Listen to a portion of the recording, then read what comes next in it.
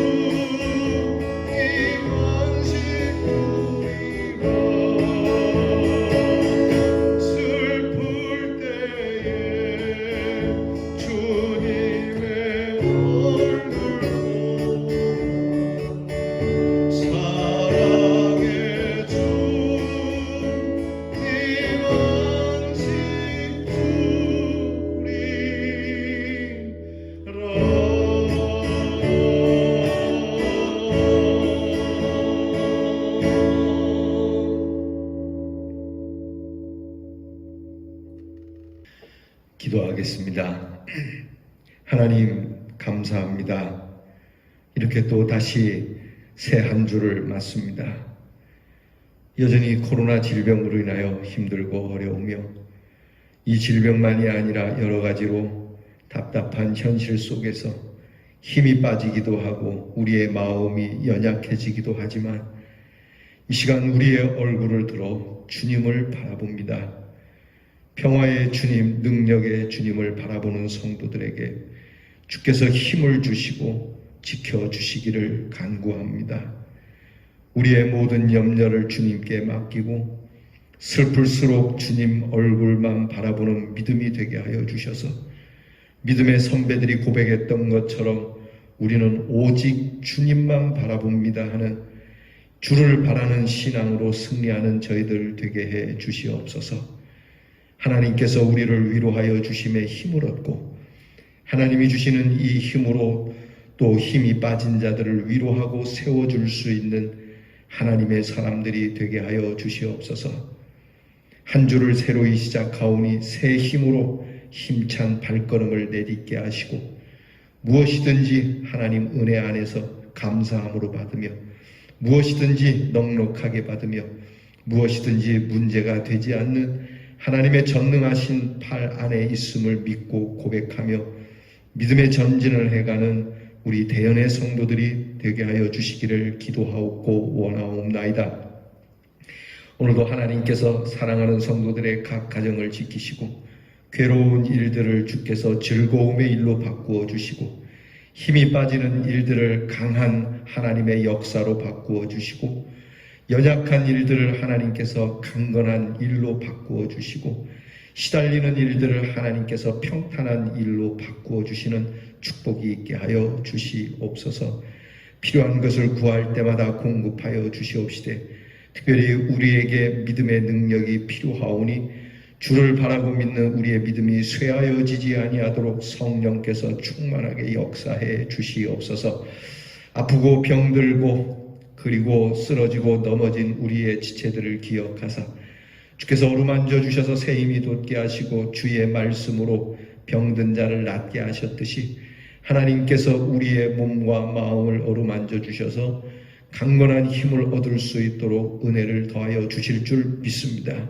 하나님, 사랑하는 성도들의 가정마다 하나님이 그 뜻을 두셔서 이 한 해에는 새로운 비전, 아름답고 거룩하고 건강한 계획들이 이루어지도록 인도해 주시옵소서.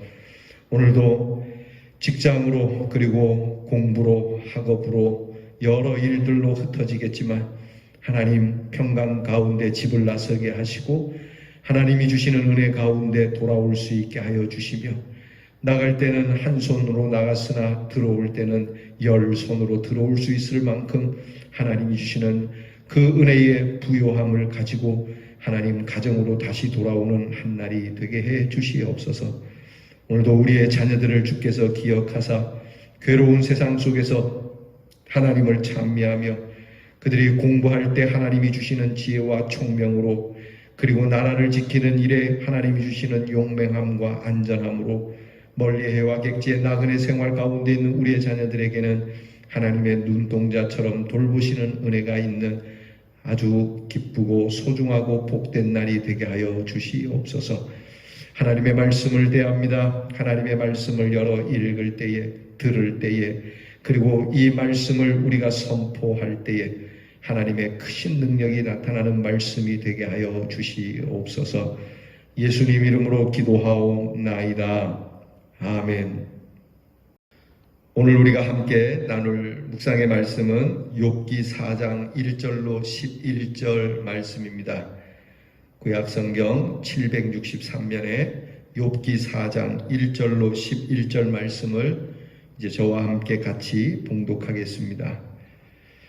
대만 사람 엘리바스가 대답하여 이르되 누가 내게 말하면 네가 실증을 내겠느냐? 누가 참고 말하지 아니하겠느냐? 보라, 전에 내가 여러 사람을 훈계하였고 손이 늘어진 자를 강하게 하였고 넘어지는 자를 말로 붙들어 주었고 무릎이 약한 자를 강하게 하였거늘 이제 이 일이 내게 이름에 내가 힘들어하고 이 일이 네게 닥침에 네가 놀라는구나. 내 경외함이 내 자랑이 아니냐. 내 소망이 내 온전한 길이 아니냐. 생각하여 보라. 죄 없이 망한 자가 누구인가. 정직한 자의 끊어짐이 어디 있는가. 내가 보건대 악을 밭갈고 독을 뿌리는 자는 그대로 거두나니 다 하나님의 입 기운에 멸망하고 그의 콧김에 사라지느니라. 사자의 우는 소리와 젊은 사자의 소리가 그치고 어린 사자의 이가 부러지며 사자는 사냥한 것이 없어 죽어가고 암사자의 새끼는 흩어지느니라. 아멘. 지난 시간 우리는 욥이 드디어 입을 열어서 그에게 당한 고난을 탄식하는 소리를 우리가 함께 나누었습니다. 욥은 자신이 평온도 없고 안일도 없고 휴식도 없고 불안만 가득한 삶이라고 그는 그 자신에게 닥친 상황을 그렇게 고백합니다. 모든 것은 다 떠났고 불안만 가득한 삶. 자, 이런 삶을 보면서 드디어 욥의 친구 가운데 엘리바스라고 하는 친구가 욥에게 먼저 말을 건네는 내용이 오늘부터 시작이 됩니다.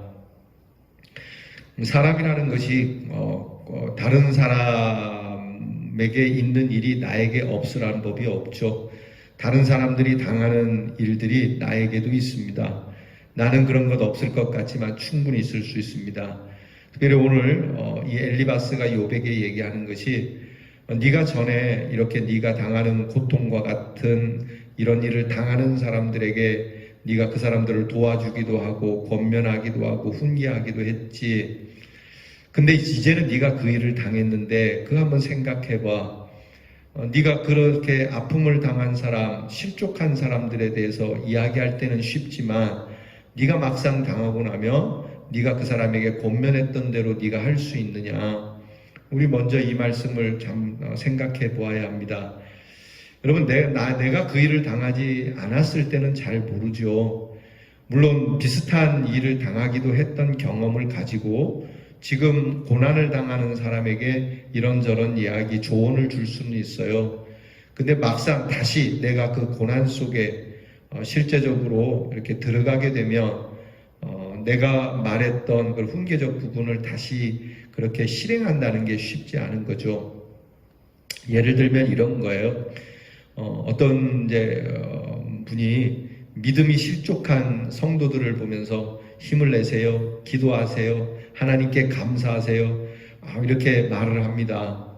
근데 그분이 막상 당하고 나면 그분이 기도해야 되는 줄도 알고 감사해야 되는 줄도 알지만 그게 쉽지 않다는 거죠. 옛날에 감사할머니라는 이야기가 목사님들 설교에 종종 오르내리는 예화였습니다. 권사님 한 분이 노 권사님이신데 아주 이분은 별명이 감사 권사님이셨어요. 뻑하면 감사합니다, 감사합니다. 일이 잘 돼도 감사, 못 돼도 감사. 또 이웃집에서 이렇게 초상이 나도 가면 아유 감사합니다. 하여튼 무엇이든 다 감사했어요.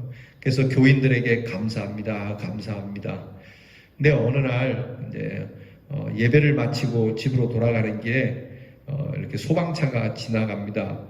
보니까 불이 났는데 옆에 같이 가던 성도가 그 할머니한테 얘기하는 거예요. 할머니 집에 불 난 것 같아요. 그랬더니 이 할머니가 아이고 하나님 맙소사 그랬다고 합니다. 이게 자기에게 닥칠 때는 이게 쉽지 않은 거죠. 그래서 지금 엘리바스가 욥에게 그렇게 얘기합니다. 네가 옛날에는 네가 평안할 때는 고난당한 사람들에 대해서 그렇게 얘기했지만 네가 정작 그렇게 당하고 나니까 네가 놀라고 있지 않느냐.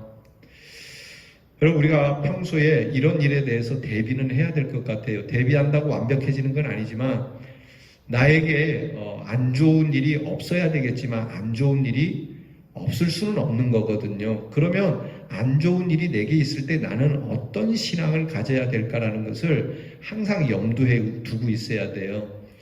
그렇게 염두해둬도 쉽지 않지만 그나마 이렇게 생각하고 있지 않으면 부지불식간에 닥치는 그 어려운 고난 속에서 우리는 반드시 우리의 입에서 불신앙을 갖게 되고 오늘 엘리바스가 요백에 말한 것처럼 5절에 그렇게 얘기하지 않습니까? 너에게 일이 닥치니까 놀라게 된다. 그래서 이런 일로 실족을 해서 교회에 나오지 않는 분도 있어요. 평소 때 정말 믿음 있는 것 같고 다른 사람들에게 믿음의 훈계를 하지만 자기가 정작 당하니까 차마 자기가 말한 대로 해야 되는데 그것이 안 되거든요. 안 되니까 그만 실족을 하는 거예요. 사람들 보기에도 창피하고. 여러분 이렇게 되지 않기를 바랍니다. 이제 우리가 늘 단련해야 되죠. 그래서 하나님 언제든지 준비되어 있는 신앙인이 되게 하여 주옵소서. 무엇이든지 받을 수 있는 준비가 되어지게 하시고 지금처럼 늘 일상으로 어떤 일을 만나든지 항상 만사 형통한 것처럼 고백할 수 있는 신앙인이 되게 해야 된다라고. 자, 이렇게 엘리바스가 먼저 욥에게 네가 이제 역지사지를 좀 해야 될 시간이다. 그리고 더불어서 지금 욥에게 조금 욥이 들으면 속상할 것만 같은 이야기를 합니다. 그건 뭐냐면 아니 땐 굴뚝에 연기가 나겠느냐는 거예요. 이렇게 네가 극심하도록 아니 망해도 이렇게 망할 수 있나? 그렇다면 이 정도로 망하는 일에는 네가 뭔가가 하나님 앞에 범죄한 일이 있지 않겠느냐라고 꼬집는 겁니다. 그래서 엘리바스가 욥에게 좀 생각해보라 얘기합니다. 이것은 마치 계시록에 예수님께서 말씀하신 것처럼 너희의 믿음이 어디에서부터 떨어졌는지 좀 생각해보라. 그 말씀과도 비슷한 내용이 되는 거죠. 사실 지금 고난당하는 욥의 입장에서 이야기를 들으면 기분이 나쁜 겁니다. 더더구나 지금 우리가 욥기를 시작하면서 앞부분에 하나님께서 욥을 인정하고 계시거든요. 욥처럼 온전하고 순전하고 그와 같이 하나님을 경외하는 사람이 어디 있냐라고. 그러고 보면 하나님 앞에서 참 경건하게 살아온 사람인데 경건하게 살아온 사람 앞에서 네가 뭐 하나님 앞에 뭐 죄 지은 거 없냐 이렇게 나오면 정말 답답하고 속상한 겁니다. 자기 나름대로는 열심히 한 건 아닙니까? 뒤에 가서 보면 알지만 욥이 그런 게 있다면 나에게 좀 알려달라. 내가 범죄한 사실이 있다면 나도 나는 정말 찾지 못하겠다. 친구여, 네가 보기에 내가 잘못한 것이 있다면 좀 말 좀 해줘라. 따지고 보면 여러분 털어서 먼지 안 나는 사람이 어디 있어요? 더더구나 하나님 앞에서 순전한 사람이 어디 있습니까?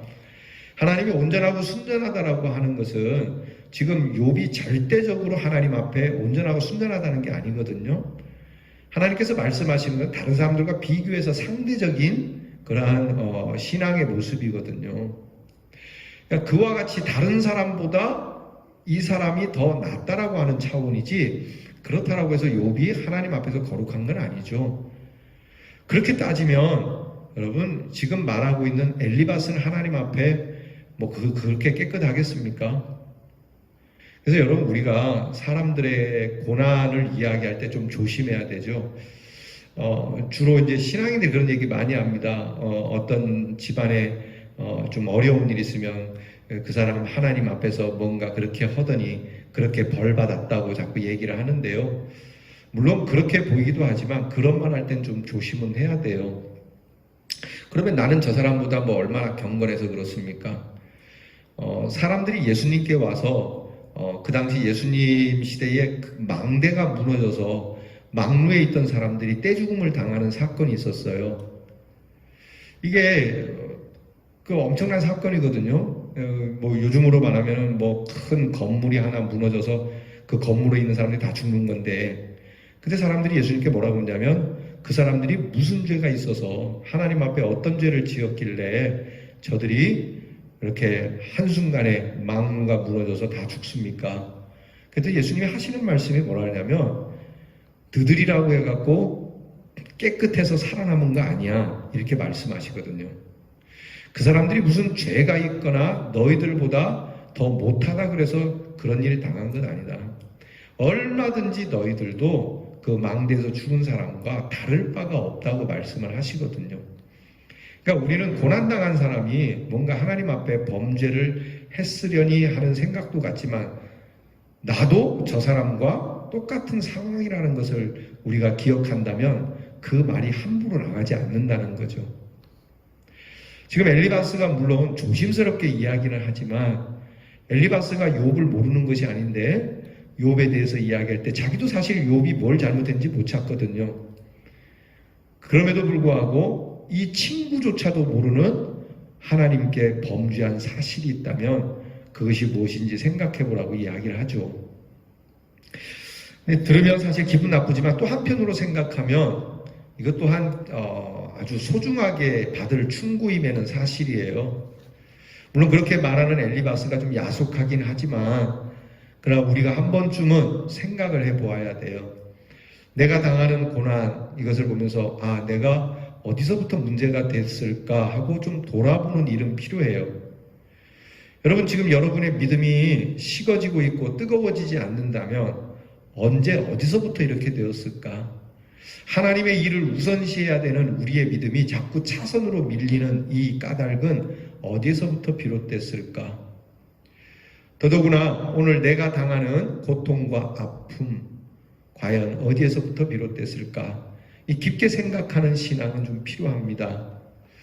지금 코로나가 전 세계적으로 지금 아직도 잠들지 않고 이게 너무 힘든 상황 아닙니까? 더더욱이 우리 교회는 비대면 예배를 계속 드릴 수밖에 없어서 안타깝기만 하죠. 근데 여러분 이 코로나가 어디서부터 시작되었을까? 일반적으로는 우리 중국에서부터 시작이 됐다라고 이야기를 하기도 하고 또 생뚱맞게 생각하는 사람들은 또 다른 데서 시작됐다고 이야기를 하지만 그러니까 영적인 입장에서 깊이 생각하는 우리의 눈이 필요합니다. 영적으로 생각해 보면 이 코로나를 통해서 과연 나는 어디서부터 생각해야 될까? 하나님께서는 우리가 어디서부터 생각해야 될까라고 물으신다면 우리 심령 저 깊은 곳에서부터 시작을 해야 된다라고 말씀을 하실 겁니다. 과연 내 심령, 하나님이 주신 선한 양심, 하나님이 주신 귀한 믿음, 거기에서부터 시작을 해야 돼요. 여기에서부터 무엇이 문제였는지. 그러니까 항상 이것을 살피는 이 신앙의 태도는 필요한 겁니다. 그런 입장에서 볼 때 이 엘리바스의 충고는 대단히 또 소중하다라고 여길 수 있어요. 사랑하는 성도 여러분, 이 아침에는 이 말씀 가지고 우리가 다른 것보다도 내가 고난을 당했을 때 사람들이 네가 뭔 죄가 있는지 한번 생각해 보라는 이 말이 기분 나쁠 수도 있겠지만 그가 이야기하기 전에 내가 먼저 하나님 앞에 정말 겸손하게 고개 숙여서 하나님 이 일이 이렇게 구부러지고 헝클어진 것이 하나님 여기서부터 시작된 것 같습니다라고 그것을 바르게 찾아내고 바르게 고백하고 그것을 하나님께서 다시 새롭게 온전하게 펴주시기를 그렇게 회복시켜 주시기를 간구하는 아침이 되기를 바랍니다. 기도하겠습니다. 하나님 아버지, 까닭 없이 어찌 연기가 나겠습니까? 그러나 때때로 우리는 까닭을 모를 때가 너무나도 많이 있습니다. 아무리 생각해 보아도 답답할 때, 그 이유가 무엇인지 모를 때, 주님, 그럴 때일지라도 겸손하게 무릎 꿇고 주님 앞에 엎드려 주님, 내가 생각지 못하는 나의 범죄함이 있다면 깨닫게 해 주시고 혹 그 범죄함이 내가 생각되어지면 하나님 앞에 회개하여 변화되게 하시고 또한 하나님 앞에서 그 이유를 정말 그래도 모를 때에는 하나님께서 이 일로 은혜를 새롭게 주시리라고 믿고 괴로울 때 주님의 얼굴을 더욱 바라보고 주만 바라는 신앙으로 승리하는 우리 대연의 성도들이 다 되게 해 주시옵소서. 예수님 이름으로 기도하옵나이다. 아멘. 하늘에 계신 우리 아버지여, 이름이 거룩히 여김을 받으시오며 나라가 임하옵시며 뜻이 하늘에서 이루어진 것 같이 땅에서도 이루어지이다. 오늘날 우리에게 일용할 양식을 주옵시고 우리가 우리에게 죄 지은 자를 사하여 준 것 같이 우리 죄를 사하여 주옵시고 우리를 시험에 들게 하지 마옵시고 다만 악에서 구하옵소서. 대개 나라와 권세와 영광이 아버지께 영원히 있사옵나이다. 아멘.